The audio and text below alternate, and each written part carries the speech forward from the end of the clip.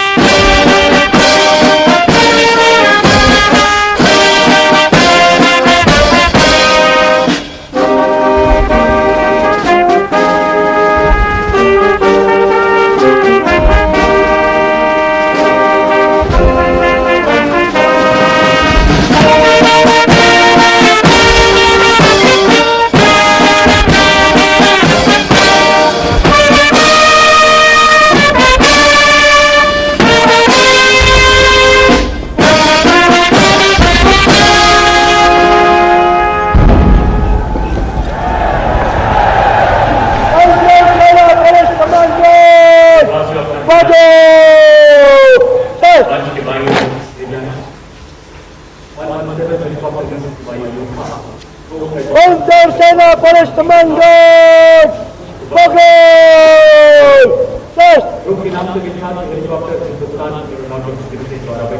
सेना वरिष्ठ मंडल बोल चलेगा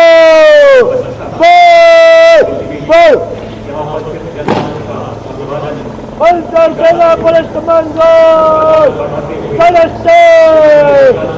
राष्ट्रीय ध्वज फहराया गया है और राष्ट्रीय ध्वज गार्ड के जवान इस समय लाल किले की प्राचीर के सामने से प्रस्थान कर रहे हैं और यहां पर वायु विचरण करते हुए नजर आ रहे हैं दो advance light helicopter line astern formation में, जहां पर विंग कमांडर अंबर अग्रवाल और विंग कमांडर राहुल नैनवाल पुष्प वर्षा कर रहे हैं उपस्थित जन समूह पर। मन में फूल खिल रहे हैं और आकाश से भी पुष्प वर्षा हो रही है और भारत मना रहा है अपना स्वाधीनता दिवस। उत्सुकता बढ़ती हुई उस अवसर के लिए जिसकी प्रतीक्षा वर्ष भर रहती है। As freedom reigns supreme, well, so does the rain and so do the flowers. National Flag Guard marching off away. They'll come back towards the closure of the program.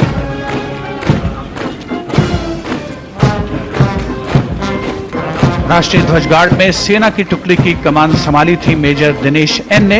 नौसेना की टुकड़ी की कमान संभाल रहे थे लेफ्टिनेंट कमांडर सचिन धनखड़ और वायुसेना की। तो ये सीधी तस्वीर आप देख रहे हैं लाल किले की प्राचीर से प्रधानमंत्री नरेंद्र मोदी ने तिरंगा फहराया और उसके बाद मार्च पास्ट किया जा रहा है सेना के जवानों की तरफ से।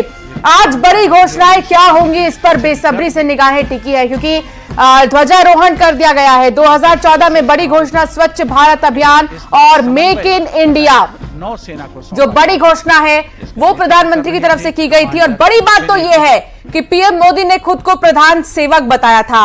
2015 में बड़ी घोषणा स्टार्टअप इंडिया की थी, देश को भ्रष्टाचार मुक्त बनाने का लक्ष्य तय किया गया था। 2016 में प्रधानमंत्री फसल बीमा योजना प्रगति प्रोजेक्ट की घोषणा की गई और बड़ी बात तो यह है कि बलूचिस्तान में मानव अधिकारों के हनन की कड़ी निंदा की गई लाल किले की प्राचीर से। 2017 में बड़ी घोषणा जम्मू कश्मीर समस्या सुलझाना न्यू इंडिया माता की